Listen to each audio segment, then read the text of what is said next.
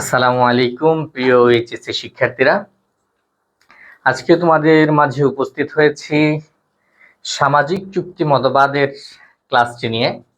আমরা পূর্ববর্তী দুটি ক্লাসে রাষ্ট্রের উৎপত্তি সম্পর্কিত ঐশ্বরিক মতবাদ এবং বল প্রয়োগ মতবাদ সম্পর্কে পড়াশোনা করেছি। আজকে আমরা পড়ব সামাজিক চুক্তি মতবাদ। সামাজিক চুক্তি মতবাদ আসলে কি? সামাজিক চুক্তি মতবাদ হলো যে একটা সময় অর্থাৎ প্রাচীনকালে মানুষ প্রকৃতির রাজ্যে বসবাস করত, প্রাকৃতিক নিয়ম কানুন মেনে চলতো এবং প্রাকৃতিক বিভিন্ন অধিকার তারা ভোগ করত। কিন্তু একটা সময় গিয়ে দেখা গেল যে এই অধিকার এবং আইনের যে ব্যাখ্যা, এই ব্যাখ্যাগুলোর ক্ষেত্রে স্ব ব্যাখ্যায় বিভিন্ন ধরনের বিপরীতমুখী ব্যাখ্যা আসছে, যার কারণে একটা সংঘাতের তৈরি হলো। আর এই সংঘাত থেকে মুক্তি পাওয়ার জন্য মানুষ সামাজিকভাবে একটি চুক্তির মধ্যে আসলো এবং এই চুক্তির মাধ্যমে উৎপত্তি হলো সামাজিক চুক্তি মতবাদের। এবং এই সামাজিক চুক্তি মতবাদ সামাজিক চুক্তি যখন হলো, এই সামাজিক চুক্তির মাধ্যমে উৎপত্তি হলো রাষ্ট্রের। এই কথাটি বলেছেন টমাস হবস, জন লক এবং জে রুশো। তবে সামাজিক চুক্তি মতবাদের মূল প্রবর্তক হলেন কে? মূল প্রবর্তক হলেন জে রুশো।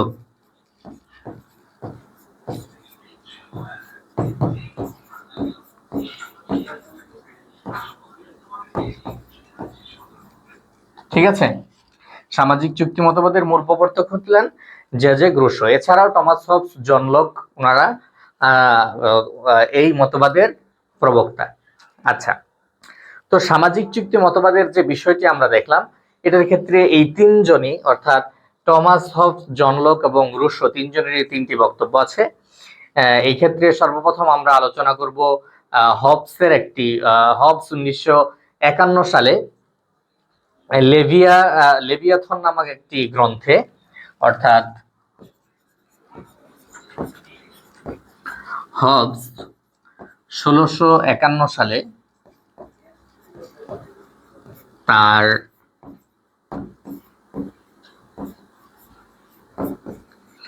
লেভিয়াথান গ্রন্থে সামাজিক চুক্তি বিষয়টির আলোচনা করেছেন। তিনি বলেছেন যে প্রকৃতির রাজ্যে মানুষ যখন বসবাস করত তখন তারা খুবই ঈর্ষাকাতর এবং স্বার্থপর ছিল, যার কারণে সেই সময় প্রায় শ্রেণী সংঘাত লেগে থাকতো। আর এই শ্রেণী সংঘাত থেকে মুক্তি পাওয়ার জন্য তারা একটি সামাজিক চুক্তির মধ্যে আসে এবং এই চুক্তির মাধ্যমেই রাষ্ট্রের উৎপত্তি হয়। এটি ছিল হবসের মতামত। তবে জন লক বলেছেন, জন লক 1690 সালে, কত সালে? জন লক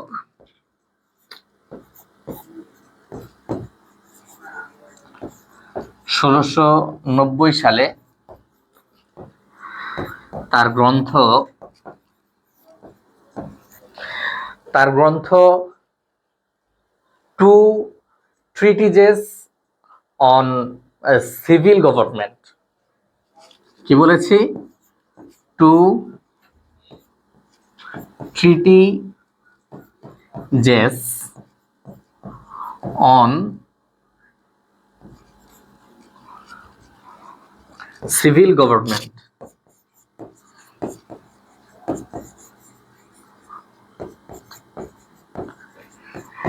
তার এই গ্রন্থে তিনি সামাজিক চুক্তি মতবাদের বিষয়টি আলোচনা করেছেন। তিনি বলেছেন যে মানুষ যখন প্রকৃতির রাজ্যে বসবাস করত তারা খুব সুখে শান্তিতে বসবাস করত, কিন্তু সামাজিক চুক্তি মতবাদের মানে প্রকৃতির রাজ্যে বসবাসের সময় তাদের যে নিয়ম কানুনগুলো তারা অনুসরণ করত এবং তারা যে অধিকারগুলো ভোগ করত, সেগুলোর ক্ষেত্রে দেখা গেল সুস্পষ্ট কোনো ব্যাখ্যা নেই। কোনো নিয়ম যদি কেউ ভঙ্গ করে তাহলে তাকে কি শাস্তি দেওয়া হবে সেই বিষয়টা এখানে উল্লেখ নেই। তো এই যে বিষয়গুলো কি, আমরা কোন আইনটা পালন করব এবং সে আইন ভঙ্গ করলে আমার কি শাস্তি হবে, আমার অধিকার কতটুকু, আমি কতটুকু অধিকার ভোগ করতে পারবো, এই যে বিষয়গুলো, এই বিষয়গুলোর জন্য মানুষকে এক সময় একটি চুক্তির মধ্যে আসতে হলো। এই সামাজিক চুক্তি, যে সামাজিক চুক্তির মাধ্যমেই রাষ্ট্রের উৎপত্তি হয়েছে বলে জন লক জানালেন।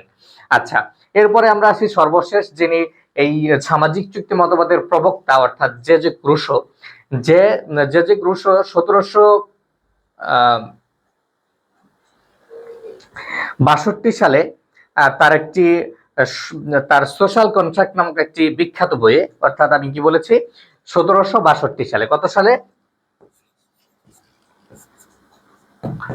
রুসো 1762 সালে তার গ্রন্থ সোশ্যাল কন্ট্রাক্ট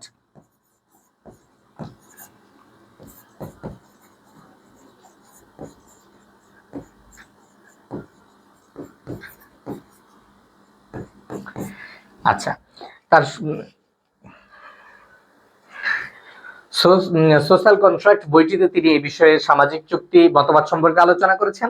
তিনিও বলেছেন যে সামাজিক চুক্তি মানে প্রকৃতির রাজ্যে মানুষ স্বর্গীয় সুখে বসবাস করছিল। তিনি বলেছেন সেখানে মানুষের কোনো কি ছিল না, সুখের কোনো অন্ত ছিল না, কিন্তু একটা সময় গিয়ে তাদের মধ্যে যেই প্রকৃতির যে নিয়ম কানুনগুলো আছে সেই নিয়ম কানুনগুলোর স্ব ব্যাখ্যার কারণে, যেটা আমরা সর্বপ্রথমে জেনেছিলাম যে সামাজিক চুক্তি মতবাদ কি, সেই জায়গাটায় অর্থাৎ নিজেদের ব্যাখ্যা, এক একজনের এক এক রকমের ব্যাখ্যার যে বিপরীতমুখিতা, এই কারণে দেখা গেল যে মানুষের মধ্যে একটি বিভেদ বা সংঘাতের সম্ভাবনা সৃষ্টি হচ্ছে।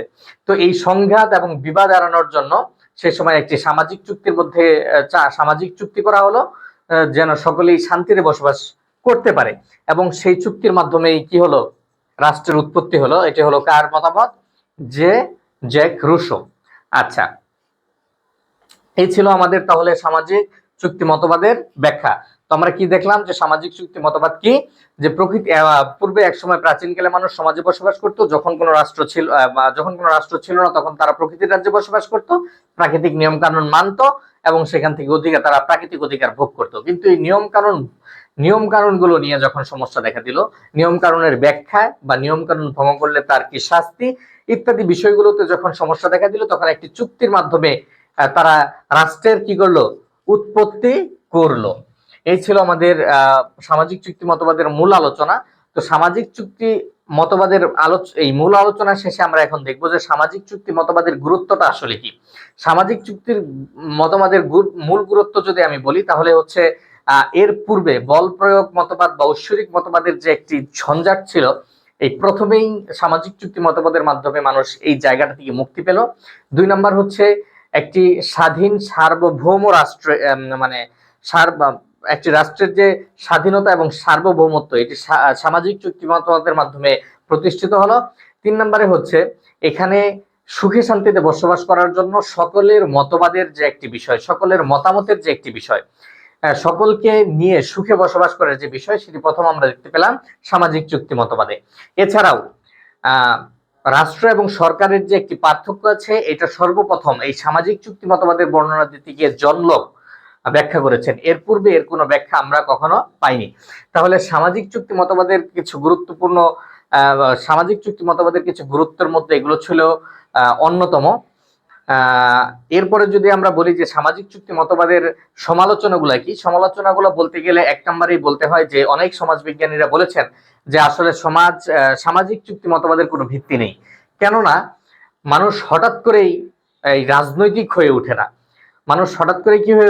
রাজনৈতিক হয়ে ওঠে না। আর এছাড়াও যে পূর্বে চুক্তির মাধ্যমে কোনো রাষ্ট্রের গঠন হয়েছে এরকম কোনো ইতিহাসও আমরা কোথাও পাই না। এজন্য অনেক সমাজবিজ্ঞানী বলেছেন যে সামাজিক চুক্তি মতবাদের কোনো ভিত্তি নেই। আবার অনেকে বলেছেন সামাজিক চুক্তি মতবাদ একটি কল্পনাপ্রসূত মতবাদ, যেটা শুধু কল্পনাই সম্ভব, বাস্তবে এটা কখনোই সম্ভব নয়। এছাড়াও কেউ কেউ বলেছেন যে সামাজিক চুক্তি মতবাদে যেভাবে একটি রাষ্ট্র গঠন এবং সরকার পরিচালনার কথা বলা হয়েছে, এটা আসলে সম্ভব নয়। অতএব সামাজিক চুক্তি মতবাদ একটি অগ্রহণযোগ্য মতবাদ। এই ছিল আমাদের সমালোচনা। তাহলে আমরা যদি এক কথায় বলি, তাহলে সামাজিক চুক্তি মতবাদ হচ্ছে সেই জায়গা যখন রাষ্ট্র ছিল না তখন মানুষ প্রকৃতির রাজ্যে বসবাস করত, নিয়ম কানুন এবং অধিকার ভোগ করত, কিন্তু সেই সমস্ত অধিকার এবং নিয়ম কানুন নিয়ে যখন সমস্যা দেখা দিল, তখন চুক্তির মাধ্যমে গড়ে উঠলো রাষ্ট্র। এটা হলো সামাজিক চুক্তি মতবাদের মূল কথা। সামাজিক চুক্তির মতবাদের প্রবর্তক হলেন জেজেক রুসো, এবং তার সাথে আছেন আরো 2 জন প্রবক্তা, টমাস হবস এবং জন লক। আমরা টমাস হবস এবং জন লক এবং জেজেক রুসো 3 জনের রাষ্ট্রের উৎপত্তি সম্পর্কিত যে মতবাদ সেটি আমরা জেনেছি, এবং জেনেছি সামাজিক চুক্তি মতবাদের গুরুত্ব এবং সমালোচনা। তো এর মাধ্যমে শেষ হলো আমাদের আজকের সামাজিক চুক্তি মতবাদের টপিকের উপরে যে ক্লাসটি ছিল সেটি। আশা করি তোমাদের এই ক্লাসটি বুঝতে কোনো অসুবিধা হয়নি। যদি অসুবিধা হয়ে থাকে তাহলে কমেন্টে তোমরা তোমাদের প্রশ্ন করবে, অথবা আমাদের যে হোয়াটসঅ্যাপ গ্রুপ খোলা হয়েছে সমাজ বিজ্ঞানের জন্য সেখানে যুক্ত হয়ে তোমরা তোমাদের প্রশ্নগুলো করতে পারো। তোমাদের প্রশ্নের উত্তর দেওয়ার জন্য আমি সব সময় প্রস্তুত আছি। আজকে এখানেই শেষ করছি। আসসালামু আলাইকুম রহমতুল্লাহ।